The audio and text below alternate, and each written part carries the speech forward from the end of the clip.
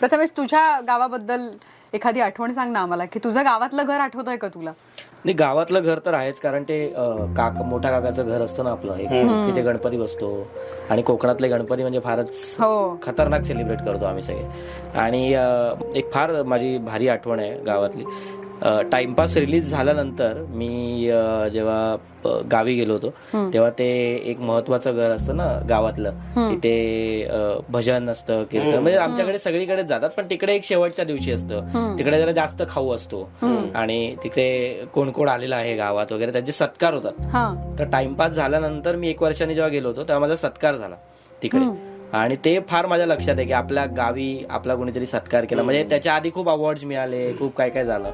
आणि मला तिकडे फार कौतुक ह्याच्यात वाटलं की त्याच्या आधी मी जेव्हा गावी जायचो तर लोक मला पक्याचो झील म्हणायचे. म्हणजे पक्या म्हणजे प्रकाश आणि झील म्हणजे मुलगा. तर मालवणी भाषेत पक्याचो झील म्हणजे प्रकाशचा मुलगा. तर आता पप्पांना प्रथमेश बापूस म्हणून ओळखतात. क्या बात यार, मला फार जर्नी वाटते भारी. पण प्रत्येक बापाला ही ओळख फार आवडते की आपल्या मुलाच्या नावाने कोणीतरी आपल्याला ओळखावं, आणि ते नाव मोठं करणं ते तू खरंच केलंयस. येस.